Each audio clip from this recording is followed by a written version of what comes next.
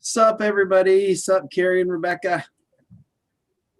Sup, everyone?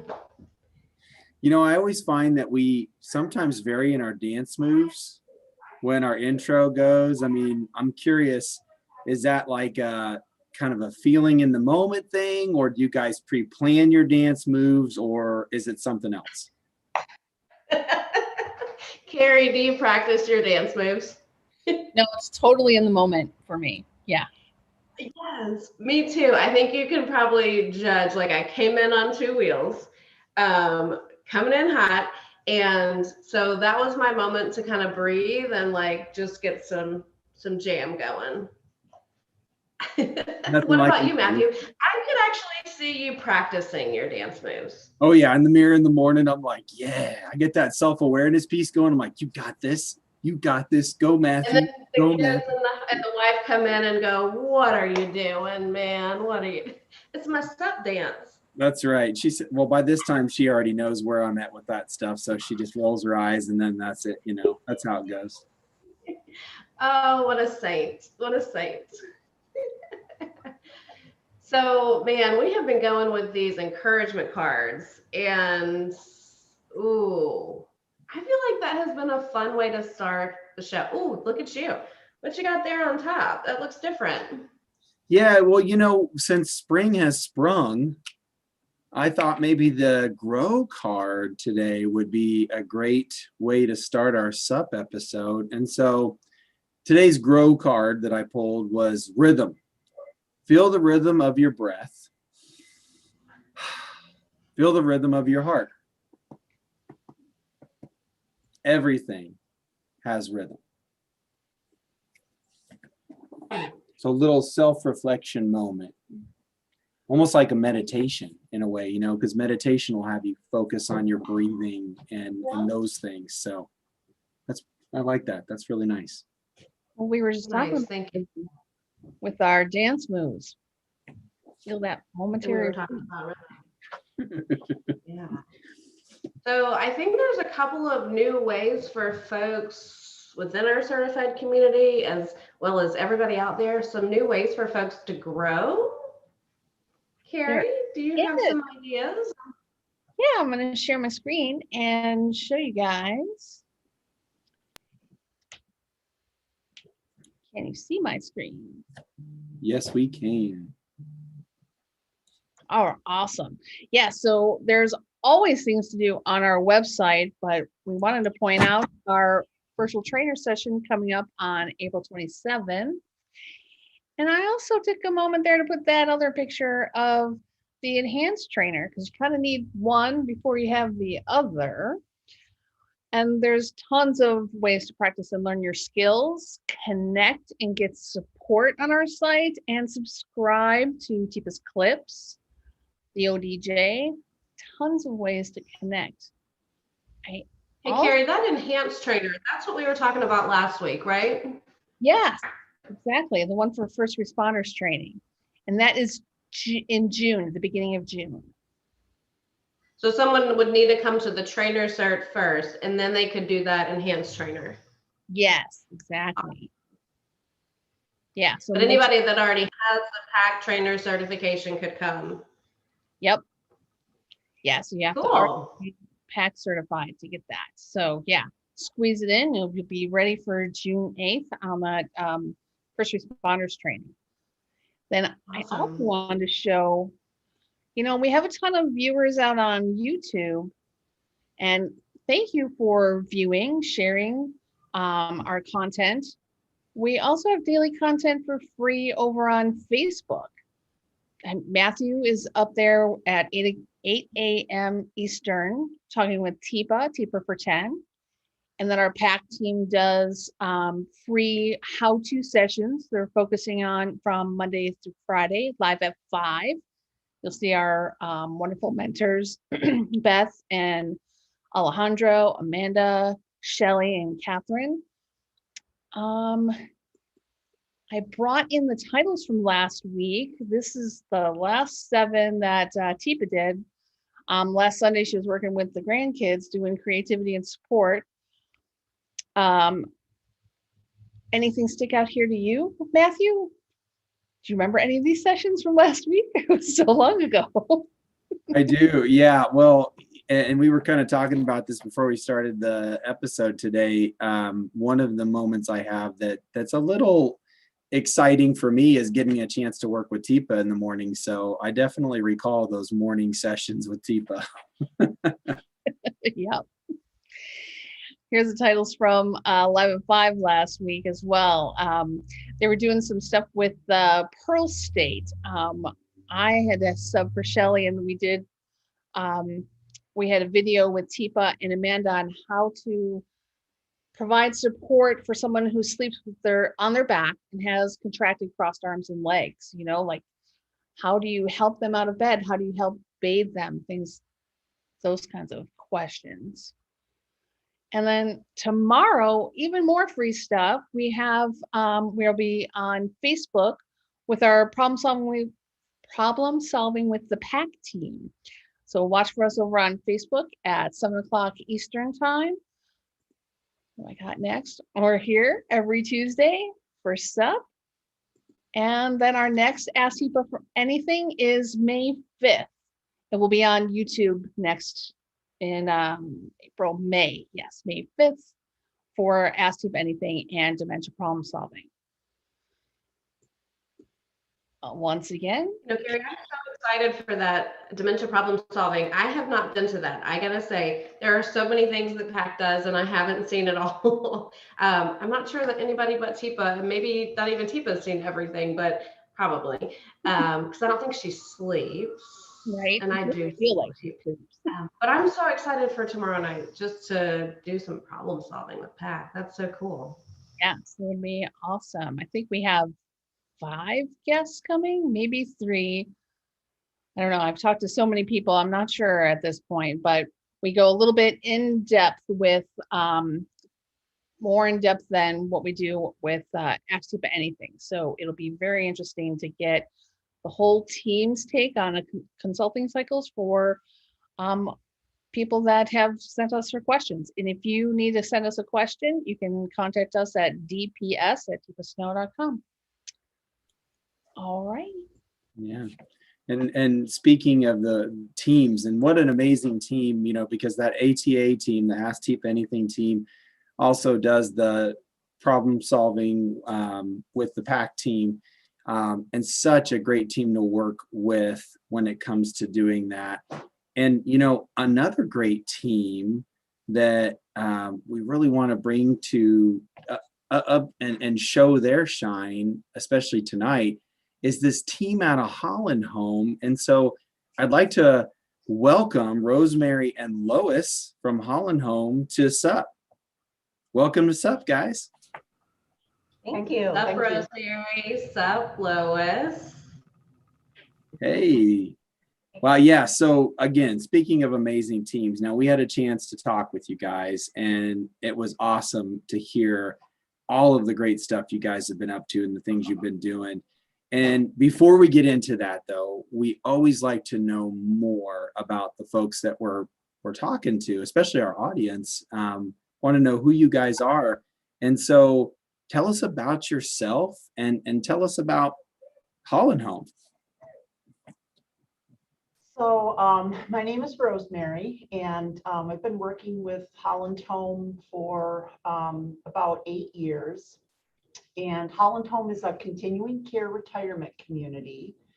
We have 2 facilities that have skilled nursing and assisted living and independent living. And then we also have, as part of our whole corporation, we have a home care agency, a kind of personal help at home agency, and then we also have a hospice agency.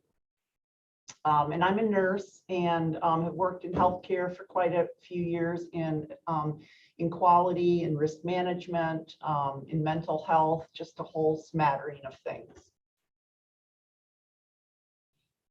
I'm Lois. I also am an RN. I've only been with Holland Home for 2 years now. I work under Rosemary in the Quality and Education Department. My official title is Memory Care Coordinator.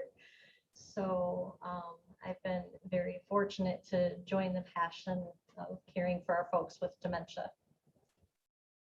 Very cool. So it sounds like quite the continuum of care there at Holland Home, really covering a lot of areas to help support folks throughout different areas of their journey or their life. And so that's so cool having that piece, because a lot of times for us, familiar is so important, and having an area that's familiar and not having to go from place to place to place can be such a benefit. So that's so cool. You guys have that set up. And so looking at Holland Home, if you can share a little bit of history about Holland Home and how it really got started with its mission of providing care and support for all those folks out there who need it.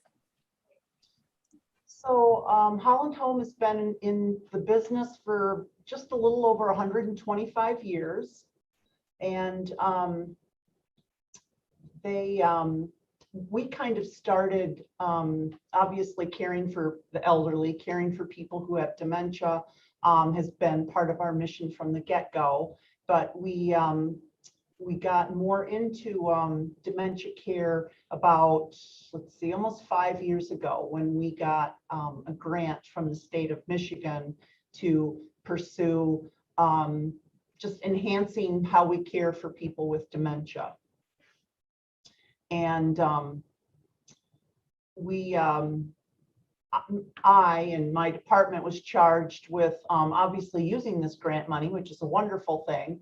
But there were a couple people in our organization who had heard of this person called Teepa Snow, and she was just wonderful with dementia.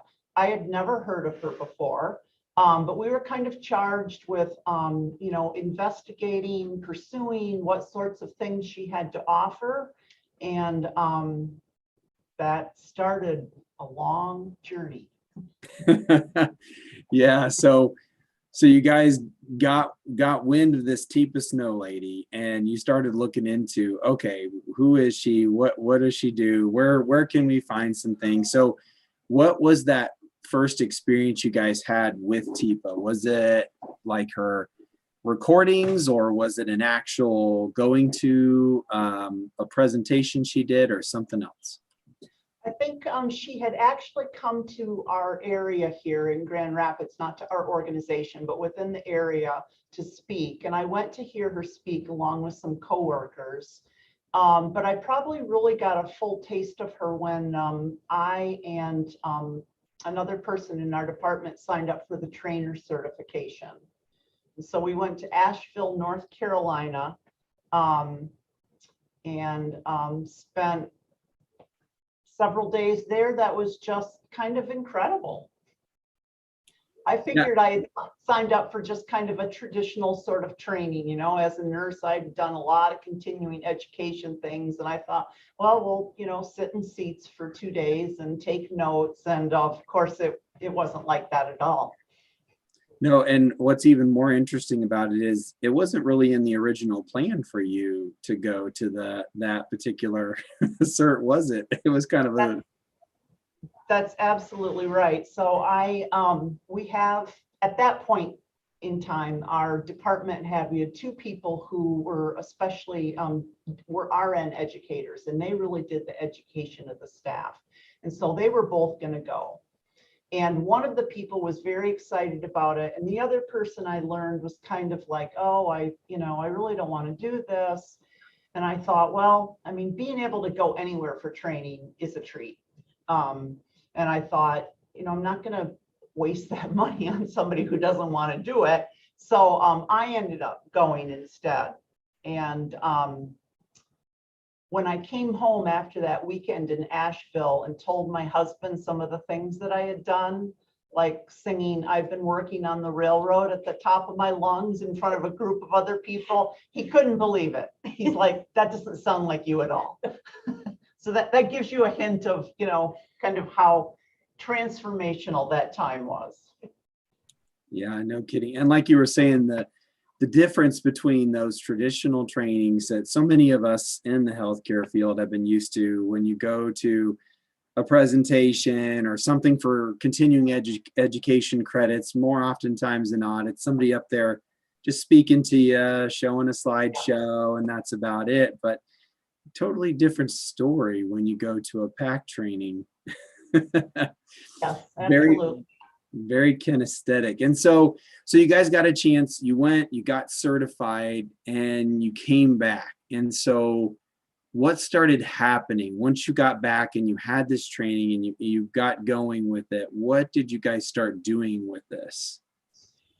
So we did a lot of training. And again, we had a certain amount of money that we had to spend within a certain period of time. And we had been given a charge by our organization. So we did PAC trainings, lots and lots of them. And we found ourselves that even though that initial exposure that we had with the trainer certification, even though that was transformational for us, we found that the more we watched the clips, the more we were exposed to TIPA, and even watching the same clip over and over as we did our 2-hour, what normal aging versus not normal aging, we would continue to have aha moments. It was like, now I get it. I hadn't really seen that before when she talked about, it was just, we saw our learners experience those aha moments, but we continued to have them. We just continued to learn more and more. And so it was like this flower that just kept on opening and blooming over and over. And we I still love have moments now, and even it changes how we do our training. We adapt how we're training, because when we have those aha moments, then it helps us figure out new ways to train that piece of information to the staff. Yeah, exactly. And I just love that picture that you gave us, Rosemary, about a flower that just keeps opening and opening and opening. They're just more layers, more petals that seem to keep showing up, that you get even after watching something that TIPA has done for like the 100th time. I mean, you just always seem to be able to pull something new out of it, something different, or as your levels of awareness and skill continue to increase, you're able to see those tidbits that you weren't able to before. So it's awesome how it continuously does that. And kind of going back to what Carrie was telling us earlier about all of this free content that we have out there, there's just so much stuff people could go and watch and do the same thing and get something new out of. So it's awesome, when folks see that, they're like, wow, I can keep watching this and always pull something new. So you got the trainings going and you've been developing things. And so you added somebody. And who was it that you added into your team there? I think she might be sitting next to you. Yes, exactly. So the person that I had initially gone to training with kind of started easing into retirement. And even though she's still part of our team, she's pretty much per diem. So we were looking for a new person, and yep, a little over 2 years ago, Lois came along. And I'll let her tell that part of the story. So I was relocating from a little town in northern Michigan called Alpena, and I was looking to come to Grand Rapids. I wasn't quite sure exactly what I was looking for, but I knew I wanted to be real particular about what nursing job I did. I didn't want to just work in the hospital. I wanted something new and something different, something fresh. And so I saw this ad and I applied for it and thought, they are never going to call me for this. But they did. And Rosemary and I kind of hit it off right away from the beginning. And I couldn't have been happier than making this choice and joining this team and learning everything that I did about TIPA. I had never heard of TIPA prior to coming here either. And so in the interview process, Rosemary said, we want you to go on YouTube and check out TIPA Snow. We're going to talk a lot about her. do a lot of her trainings, but check her out and see what you think. And from the first video, I was definitely, yeah, this is what I want to do. Yeah, so it's that drank the Kool-Aid comment that we always make. It's like you see Tifa once and you've drank the Kool-Aid. That's it. You're hooked, and want to know more. And so I'm curious, Lois, your first experience in a training. Tell us about that and how that difference we were talking about before with Rosemary of noticing that difference. Tell us about your first experience. Well, I was a little bit fortunate. Tifa actually came to our location here, so I didn't have to travel anywhere. But we did host a big class here, and I got to meet a lot of other individuals that were training along with me, and it was definitely not anything I had ever experienced before. It was way more interactive than most trainings I had ever attended, which was a little out of my comfort zone in some moments, but it was really exciting, and you learned a lot of different things in a lot of different manners. She addressed a lot of different learning styles, and that was a pretty cool thing to watch. So I was pretty excited to be a part of that training certification. And then when I learned that she was offering an engagement leader certification, I went to Rosemary and said, I want to do this too.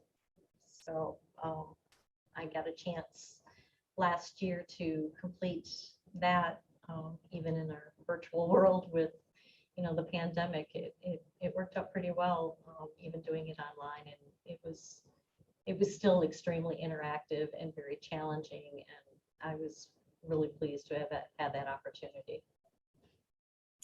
Yeah, especially with an engagement certification, looking at normal trainings and how they can go and how they're not as interactive, but then knowing PAC trainings are interactive. And there's pieces where you're definitely able to kind of sit and talk about certain things or explore, because a lot of it's asking questions and getting us to discover really what we're seeing and what's going on in a moment and why that's happening that way. And have we seen it before? And well, now what are we going to do differently?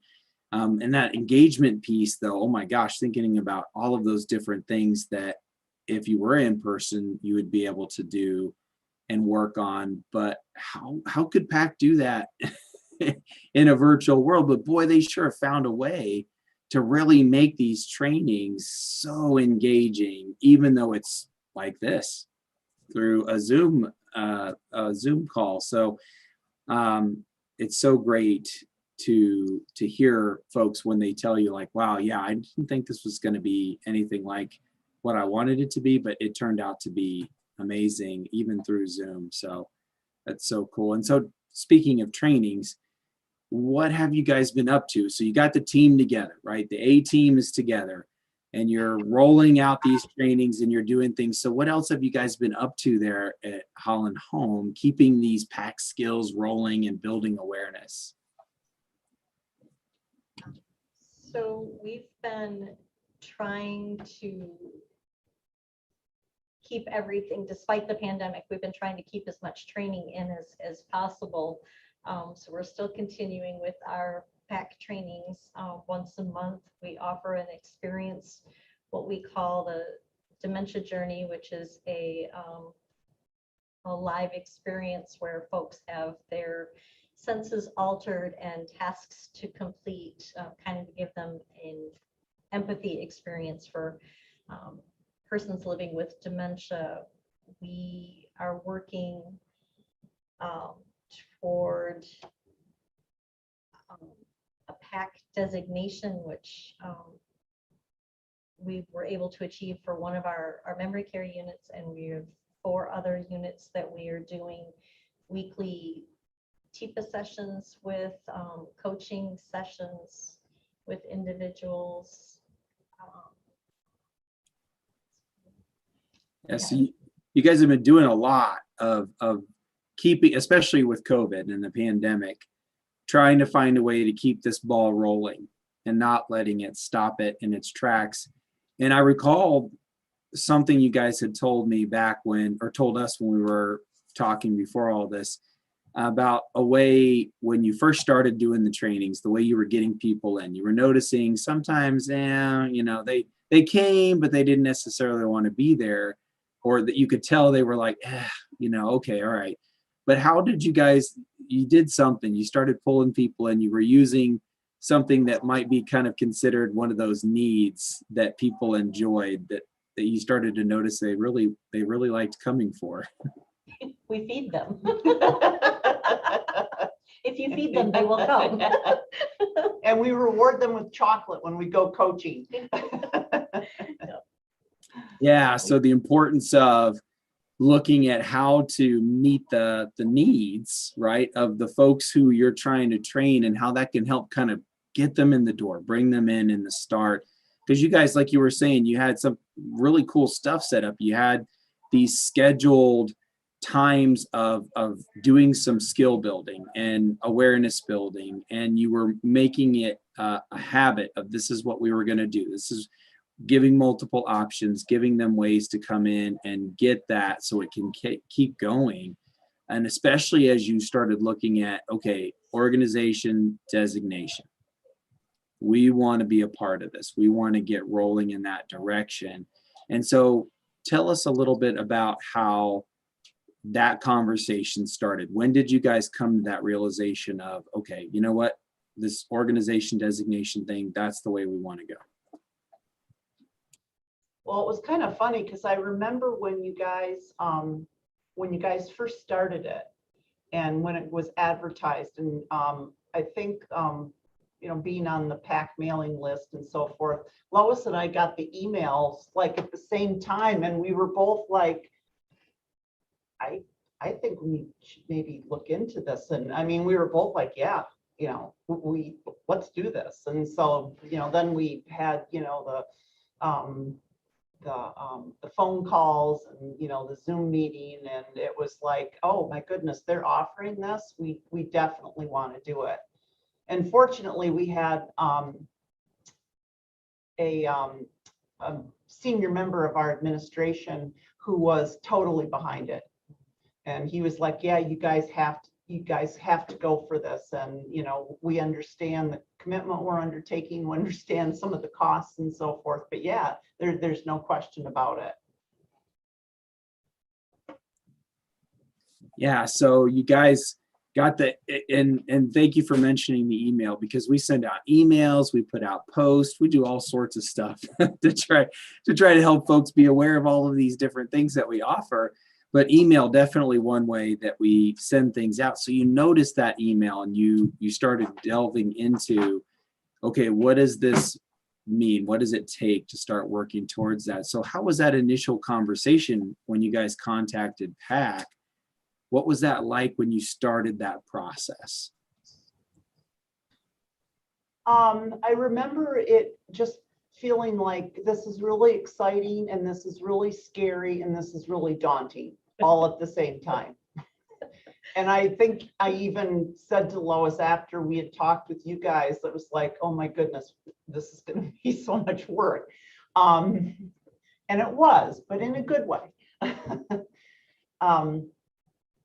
So yeah, we and then you know, we had contact with you guys, with Debbie and with Loy, and started kind of coming up with a plan. And we threw a lot of stuff at the wall, metaphorically speaking, and some of it didn't stick, but like some of it was like, yeah, that's not a good intervention, that's not going to be a good way to do this. But there were other things that we're like, yeah, we've hit on something, we found something that is really going to help us make, you know, achieve that designation. Yeah, so that initial piece of looking at what goes into this whole organization designation part, it's not as simple as just, okay, everybody watch some videos and you'll take a quiz and then we get a certificate and we're good. and we're considered designated. Yay. Yeah, it takes a lot of growing and encouragement from the PAC team, and acknowledging things that are working and things not so much, like you were saying, throwing stuff at the wall and seeing what sticks and what doesn't, and going through those growing pains of becoming a designated organization. And it takes a lot of work. It's not just training and a certificate. So looking at this journey that you guys have been through, from the beginning of, hey, this TIPA lady, this is something I think we want to try to bring into now, working really hard and doing a lot of amazing things with this organization designation piece. What advice would you guys have to other organizations out there that are really curious about doing something like this, or even just looking at that beginning piece of, we want to do this, but where do we start? How should we start? What would you guys say to them?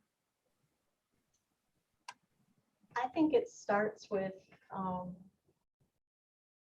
think you have to have a good team, like Rosemary and I. This is not something that one person I feel could undertake on their own.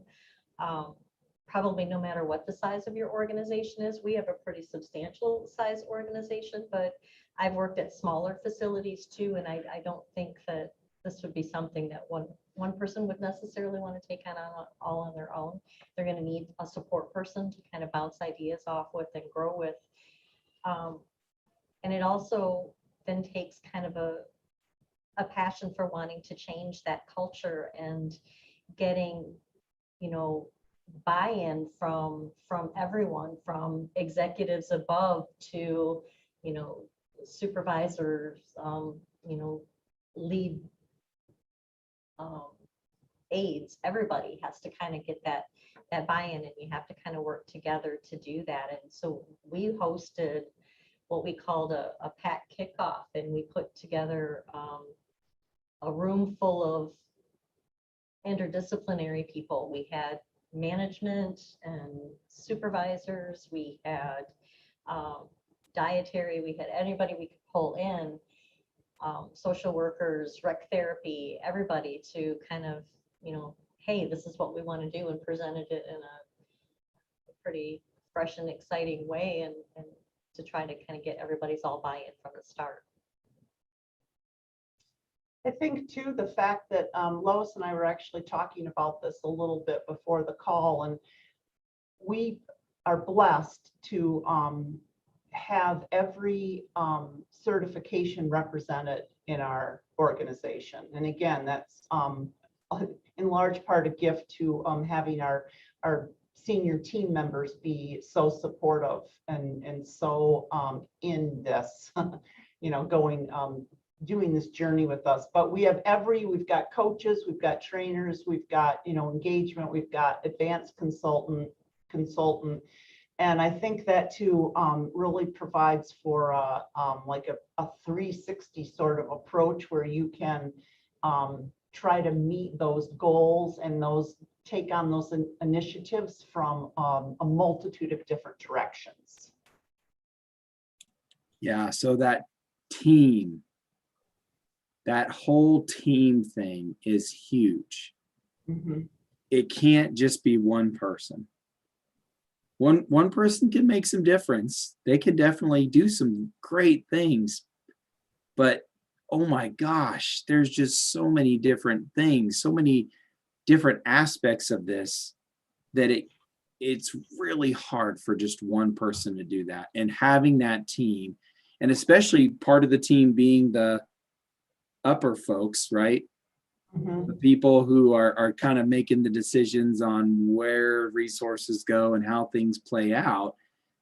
And it's so important for them to be on board, because if they're not providing that support, Mm-hmm. it can be tough. Yeah. So looking at kind of going back to that whole organization designation piece, and how important it is to have a team in place and people on board for something like that, because of how much work you guys were talking about goes into this.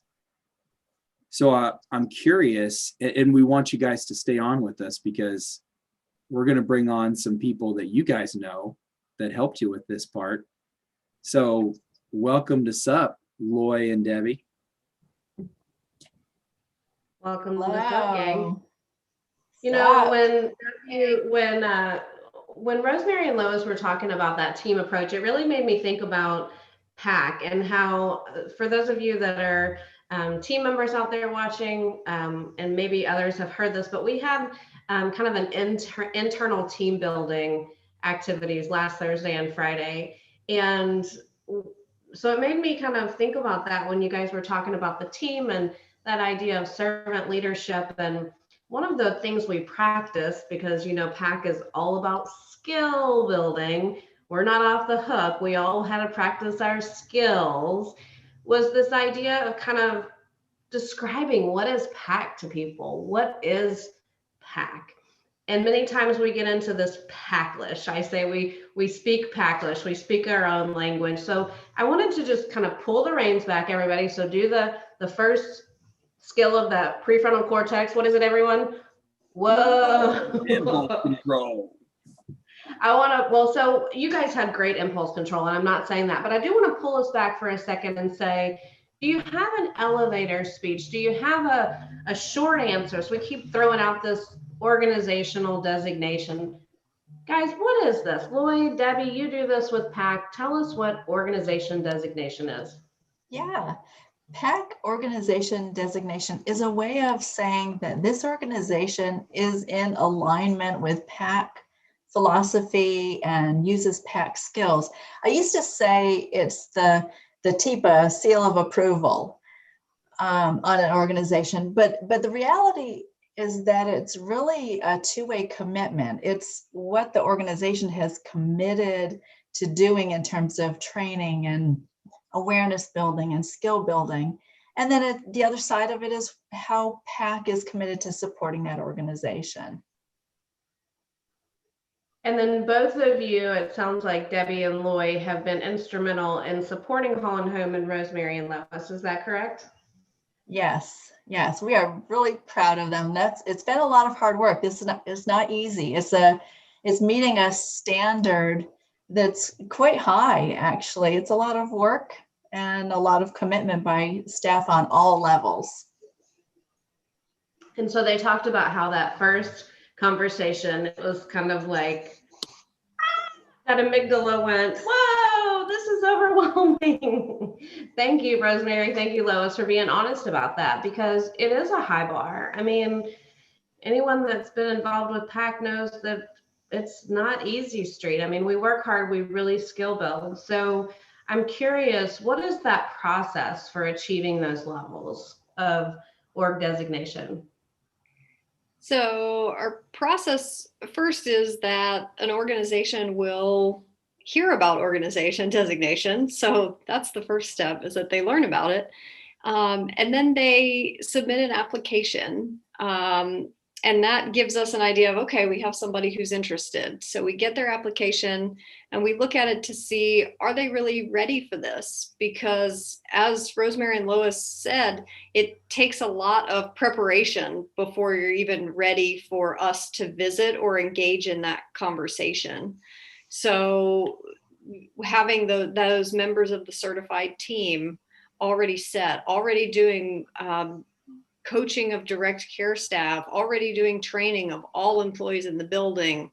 And so making sure that everything's kind of in place and ready for that conversation to begin. So once we do that conversation, we share a document with the organizations that are interested, and I'll do a screen share since I love details and maybe some folks out there love details as well.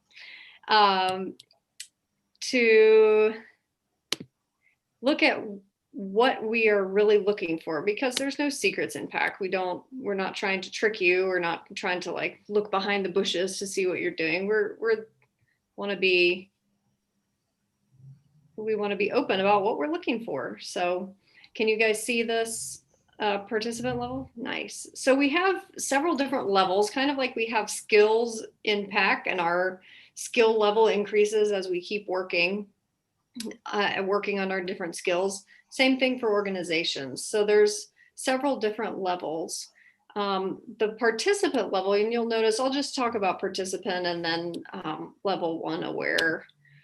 You'll notice participant level, and it's the same requirements for level 1 as well. These are just kind of pre-requirements. So doing the application, having staff do a self-awareness survey so that they can really, we can get an idea of, does the staff really know that PAC is in this building? That PAC skills are being used? Because some organizations, will have the leadership who knows, but really the folks who are working on the floor aren't really using the skills. So we want to make sure that we're getting an idea from the staff of what's happening here in the building. How are things going? And then these are just some making sure folks are on the same page as far as their knowledge and awareness. And like I said, weekly coaching and training for direct care staff. And then we think about, okay, during our visit, so when we come to visit either for a 1-day or a 2-day visit, depending on your building, there's a lot of factors there that we'll talk about with you before we come.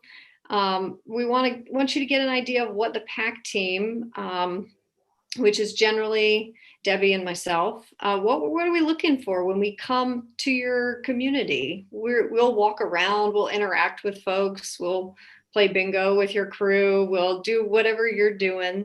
Ask to kind of shadow you with whenever your staff is assisting residents up to their comfort level. So just being there on a normal day. And so what we're looking for is at this first level that we're using positive language, indicating a supportive environment, or at least we don't have language that is disparaging to people. And then we give some examples of what we're looking for. We want folks to be using visual, verbal, touch cues. Although at this level, we just notice that people are trying that. They might get out of sequence every now and then. We have some room for growth there. Elements of positive physical approach and interactions, maybe not as a dynamic assessment, but we're working on it.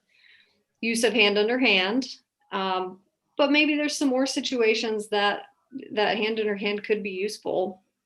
And then an awareness of the physical environment. So are there touches of home? Are we making sure that our community really looks, smells, feels like somewhere where we would like for our loved one to be? So then when we think about our level 1, which, correct me if I'm wrong, I think that's where our Holland Home folks, is that where our Holland Home folks started? So when we visited, we said, things are going really well here at Holland Home. We actually notice a much higher level. So is it coming up? Let me see. There it is. I can see it. You guys got it? Mm-hmm. So our level 1, same requirements. These are just things that happen before the visit that we want to make sure are happening routinely in the building. But you'll see here at level 1, we have a number. We put a number on it, and we're not looking at, okay, is Rebecca doing this? Is Matthew doing this? Is Lois doing this? We're looking at different interactions. So we might see Rebecca in 10 different interactions with people living with dementia during our visit. We want to see, do about 7 out of 10 of those interactions demonstrate these characteristics? So you'll notice that we're still thinking about language and understanding that people living with dementia have unmet needs, and that's what they're expressing. We're not blaming them for behaviors. We're noticing visual, verbal, and touch cues in the correct order. We're noticing that 3 out of 4 times we've got that level 1 PPA skill. So our champion day, level 1 PPA skills. We're using hand under hand assistance in a lot of different types of tasks. There's self-awareness on the part of the staff that the way that I impact people actually matters for quality of life. We're using supportive stance, so getting to the side, getting low, validating a person living with dementia's words and actions. And then again, thinking more deeply about that physical environment. Is it friendly, functional, familiar, and forgiving? And then we give some examples of what that might look like to help communities understand a little bit more about that. And then we kind of get folks ready for the next level to help them, because most folks want to progress. So that's kind of where a lot of organizations will start. And that's what we saw at Holland Home, a lot of solid skills. And so we're just working with them on helping them get to that next step, because, you know, in PAC, we're always spiraling up. So. Yes. So, wow. Rosemary, Lois, yay. I can see where that would be overwhelming. I'm a detail person, but and thank you, Loy, for sharing it. A lot of steps to go through, and so congratulations. And one of the things that really stuck out at me, Loy, and I have to ask this because you kept talking about visiting and being in person and witnessing or observing these things. So I know what a lot of our viewers are probably thinking, but what am I going to say? COVID. What about COVID? You can't come to my facility. You can't be in our community. Yeah. So Debbie and I have actually gotten together and done a little bit of shifting. If we're good at one thing in PAC, it is shifting to adapt to the moment. And so we actually have some processes for engaging organizations via Zoom. So we've got some organizations that are looking to achieve their designation with a virtual visit. So that'll involve videos, that'll involve meeting with the team, working on some coaching, the same requirements. It just kind of looks a little bit different. And we're really hopeful that as vaccination rates continue to rise, that it'll be safe for us to travel again. So we're also open to thinking about, let's start the process now, and then once travel opens up, then we'd be happy to visit as well. But some groups don't want to wait for that, which is fine. We don't want to wait either. So. And TIPA called this real-time evidence. The visit is real-time evidence. We can get real-time evidence through video, and we can do it in person. And I'm particularly excited about the idea of maybe doing a hybrid as we're starting to see things open up a little bit, maybe collecting some videos of staff doing PPA or staff interactions or some coaching, and collecting those videos, but at the same time planning for an in-person visit where we can be right there to see what's going on. So I think that as we're starting to see some hope that we're going to be able to get out and travel again, planning those visits, but in the meantime, working on something. Yeah, so absolutely. So you mean PAC was flexible and went with the flow? Imagine that. Yes, I think we're really, really good at that with PAC. So certainly some flexibility there. So if you're watching this and you hear that visits and you think, well, that won't work, listen, hear the message that PAC is willing to adapt, because guess what? Dementia care didn't stop. Dementia didn't stop with COVID. And so we've had to learn how to continue, as you said, continuing to grow up and spiral up. So I'm curious, who at this point has actually obtained or earned, let's use the word earn, because this is a hard fought designation. Who has earned this designation at this point? Yeah, that's a good question, because it is a lot of work and they've earned it. They need to be acknowledged. We've got 4 organizations currently. They are Halikuike in Hawaii is at a knowledgeable level, and they're working towards a skilled level. And then the Alzheimer's Support Network in Naples, Florida, they are currently at aware level, as are our guests tonight, Holland Home with their memory care unit. They are at an aware level. And then UMRC, the United Methodist Retirement Community, they are at the participant level, but they are working towards the aware level. So everybody that's in process right now is wanting to up their game a bit, which we're really excited about and happy to support. There's also Rebecca, there's also a lot of folks in that pipeline before this thing called COVID hit that kind of stalled out. But that's why I'm particularly proud of Lois and Rosemary with what they've done. They've been like the little train that could, just keep chugging along through COVID to still working at still working at their skills. So there's several new groups that are really interested and have just gotten started.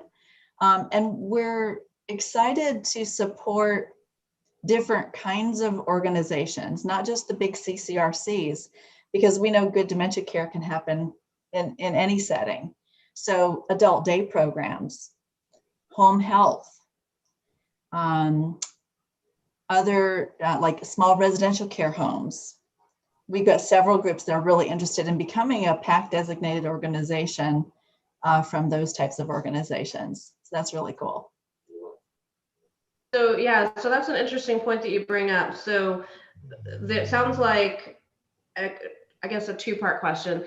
What is involved financially? Because we've already talked about, wow, there are a lot of steps that are involved in this, and it's a high bar because TIPA expects good things, right? And so there, as far as financial, and also, is it possible for, it sounds like Holland Home is a part of the organization that's got the designation, or does it have to be the entire company? That's a really good question, because if you're talking about a huge CCRC, it's not all or none, because that would be a huge undertaking. That would be really, really challenging to say, okay, everybody in this whole organization is at this level. But it may be that the memory care is at that level, and the memory care can have a designation, and then the other parts of the organization can come along when they're ready. So it doesn't have to be all or none. It can be one part of the facility, one unit, just the AL, just the IL, just one piece of it. Nice. Mm-hmm. Yeah. A lot of flexibility, it sounds like. Yeah. We want to meet people where they're at, and we want to encourage growth and skills. In terms of fees, yes, there are some costs, as you would expect. So there's the application fee, which is nominal. It's $50, and it comes off of the designation fee. The designation fee itself is $1,000 for the first year, and after that, it's $500 a year. The only other cost involved is the mentoring cost, and that is $1,500 per mentor per day. And just like we're flexible about the parts of the organization that get designated, we're also flexible about how many visits are needed, how many mentors are needed to assess how folks are doing, and help them find a focus area of growth. So thank you for giving us, let everybody do this, ooh, the really detailed picture, as well as the kind of the big picture. Nice. Thanks for playing along, gang. And Rosemary and Lois, I'm just wondering, I want to toss it back to you for a second. Thank you for staying on. I'm curious, because you had a chance to take a deep breath after you shared your story. Is there anything that you want to share that we haven't had a chance to mention? Because sometimes when we take that step away, like, oh, wait, I want to talk about this. You guys are doing such amazing work. And so I just want to give you a second before we wrap up to share any last minute tidbits. I think what really strikes me, and Lois and I were doing this for a couple hours earlier today, is how important coaching is. Being a good PAC trainer is really, really important, but being able to go out on the units and work with people in real time, talk about real residents and not just practicing skills on their coworker, we find that to be one of the more challenging aspects. It takes a lot of energy to do it, but I think it's just so important. Such a great point. And any closing remarks, Debbie or Lloyd, that you want to mention? Anyone that's interested in taking that next step, what should they do next? Yeah, they should call us and let us know that they're interested, and we'll kind of find out. Yeah, call, email, let us know that you're interested, and we'll get you started. We'll get you in that pipeline. bottom line is Awesome. Thank care in an organization is amazing. And we know that this makes a difference. It does. It does make a difference. So thank you, Rosemary. Thank you, Lois. Thank you to Holland Home for being one of only 4 organizations who have reached that point. So yay for you guys. And thank you, Loy and Debbie, for coming on. And Carrie and Matthew, hey, should we do this again next Tuesday, maybe, for another Straight Up Positive? Heck yeah. Sounds good. All right, everybody, stay positive. We'll see you next week. Thanks, everybody.